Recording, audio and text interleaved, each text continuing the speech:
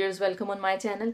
आज जो है वो एक यंग बच्चियों की बीमारी है जिसका नाम है पॉलीसिस्टिक ओवरीज। तो उसके बारे में आज बात करते हैं।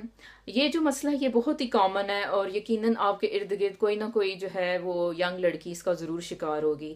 तो इसके बारे में आज जो है वो एक सिंपल तरीके से मैं आपको कुछ समझाना चाहूँगी।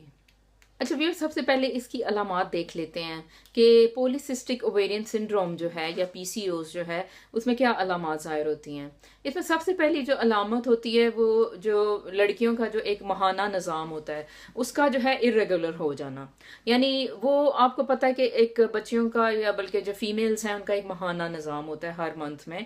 तो अगर उसमें कुछ जो है वो उसकी जो साइकिल है वो बहुत लंबी हो रही है या बहुत छोटी हो रही है, यानी वो एक इरेगुलर पैटर्न पे चल रही है, तो सबसे पहली निशानी तो ये होगी। अच्छा, इसमें एक और बात जो जानने वाली है वो ये है कि ये जो मसला है वो अक्सर जो है दरपेश आता है बहुत ही यंग एज की लड़कियों को।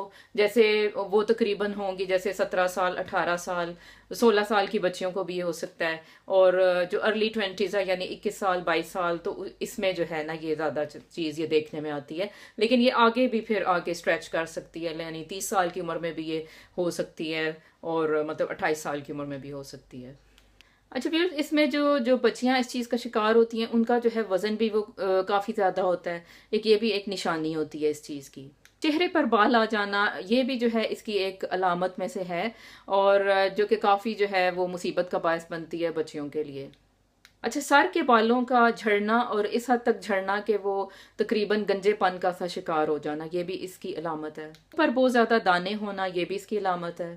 अच्छा, फिर बाद में जब जैसे शादीशुदा ये बच्चियां होती हैं तो उसके बाद जो है इनफर्टिलिटी का शिकार हो जाना, यानी जो है बेबीज ना कंसीव कर पाना, ये भी एक जो है इसकी एक अलामत होती है।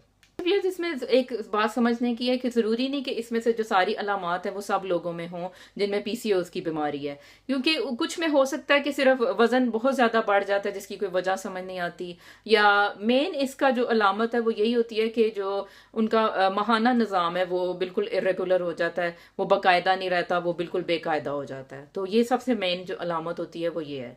तो बाकी किसी में हो सकता है कि मुंह पे बाल आए, किसी में हो सकता है कि ये वाली अलामत ना हो। अच्छा व्यूअर्स, अब इसकी जो है वजह क्यों क्यों ये होती है, तो इसकी वजह को समझने की कोशिश करते हैं। तो इसकी सबसे पहले थोड़ा सा मैं आपको इसकी समझाना चाहूंगी कि इसमें होता क्या है। अच्छा, इसमें आप देखें थोड़ा सा, ये मैंने पिक्चर बनाई है, तो ये सोचें कि ये जो है ना ये यूट्रस है, जो खवातीन का जो निज़ाम है, मतलब जो एक यूट्रस होता है जिसमें कि बेबी ग्रो करता है, आपको पता है कि ये वो अगर हमने बनाने की कोशिश की। अच्छा, ये जो है ये जो दो चीज़ें बनाई हैं ऐसे दो गोले से, ये एक्चुअली जिनको कहते हैं ओवरीज, ठीक है जी। ओवरीज या इसको बैजादानी, अगर ज़्यादा अच्छी सी उर्दू में कहें तो इसको आप कह देंगे कि बैजादानी है। ओवरीज में आपको पता है कि वो फुल ऑफ एग्स होती हैं, ठीक है। जो अल्लाह का निज़ाम है उसमें एग्स बनते हैं, उसमें एग्स होते हैं। अच्छा, हर माह में अब क्या होता है कि जो ओवरी है उसमें से एक एग जो है वो रिलीज होता है, ठीक है। अच्छा, ये एक एग रिलीज होता है। अब ये जो एग है वो एक खास मतलब उसका एक वक्त होता है हर माह में, और उस खास वक्त पे जो है वो रिलीज होता है और सिर्फ एक ही एग रिलीज होता है। तो अब क्या होता है, अब पॉलीसिस्टिक ओवरीज में क्या होता है कि ये वाला जो एग है वो रिलीज नहीं होता, ठीक है, ये बाहर नहीं आता। यानी ये वो जो एग है मतलब वो रिलीज नहीं होता, ये अंदर ही रहता है, ठीक है। अब ये एग अंदर ही रहता है तो वो काइंड ऑफ ना वो जैसे बहुत से यानी एग जैसे इकट्ठे हो जाएं, तो ये ना एक ऐसे यानी एक मतलब एक समझें कि एक वो बहुत बड़ा सा एक गुच्छा सा बन जाता है, तो इसको आप कहते हो सिस्ट बन जाना ना। तो यानी वो एग्स नॉर्मल तो यही होता है ना कि एक एग रिलीज हो गया, चलें जी, हर माह, और उसके बाद जो वो लड़की का एक माहाना निज़ाम होता है उसके बाद वो शुरू हो जाता है, यानी ब्लीडिंग जैसे आप कहते हो। तो लेकिन अगर वो ये सब ना हो, एग रिलीज ना हो, तो जो उसका माहाना निज़ाम है वो भी डिस्टर्ब हो जाएगा और वो एग्स वहीं पे इकट्ठे होते होते वो समझें कि एक वो बहुत बड़ा सा एक वो मतलब पाउच सा बन जाते हैं, या आप उसको क्या कहें कि एक वो छोटी सी मतलब थैली सी बन जाते हैं, ठीक है।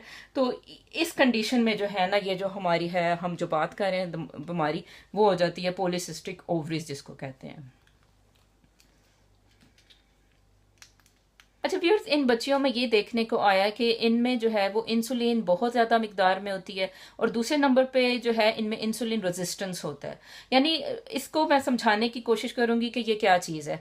नॉर्मली क्या होता है कि इंसुलिन जो होती है आपकी जो खून में से ग्लूकोज को निकाल के वो सेलों में शिफ्ट करती है। अच्छा, सेल क्या होते हैं? सेल जिनसे आपकी बॉडी बनी हुई है, जो कि आपका सारा जो है निज़ाम चला रहे हैं, ठीक है। तो उनको जो है अपनी एनर्जी के लिए या उनको अपने जो सारा निज़ाम है उसके लिए सेल्स को ग्लूकोज चाहिए होता है। तो ये इंसुलिन जो है वो ब्लड में से ग्लूकोज को सेल में शिफ्ट करती है। लेकिन ये जो बच्चियां हैं जिनको ये बीमारी है, उसमें जो है इंसुलिन ये काम नहीं कर पाती, ठीक है। तो बॉडी जो है वो और इंसुलिन रिलीज करती है, वो और ज्यादा इंसुलिन बनाती है, ताकि जो है ना वो सेल, मतलब वो काइंड ऑफ वो जैसे सेल को धक्का देने के लिए कि जो है ग्लूकोज लो। तो वो ऐसे बच्चों में जो है, इसलिए जो है वो इंसुलिन बहुत ज्यादा आपको देखने को मिलती है, ठीक है। तो मतलब एक बात ये हो गई। अच्छा, ये जो इंसुलिन है ना, ये इसका असर पड़ता है टेस्टोस्टेरोन्स पे। फिर ये इंसुलिन जो है वो जो मेल हार्मोन्स होते हैं, यानी कि जो फीमेल देखे ना उसमें ईस्ट्रोजन ज्यादा होता है, और मेल में जो है वो टेस्टोस्टेरोन, ठीक है। ये थोड़ी सी टेक्निकल बात है, अगर आपको नहीं समझ आ रही तो इट्स फाइन, लेकिन अगर समझ आ जाए तो फिर आपको सारी बात समझ आ जाएगी। तो इंसुलिन की वजह से जो है मेल हार्मोन इन बच्चियों में बहुत ज्यादा हो रहा है, जिसको टेस्टोस्टेरोन्स कहते हैं, ठीक है। और इसीलिए आप देखते हैं कि वो उनके मुंह पे जो है बाल आना, दाढ़ी बन जाना, और ये जो है देखने को ये चीजें मिलती हैं।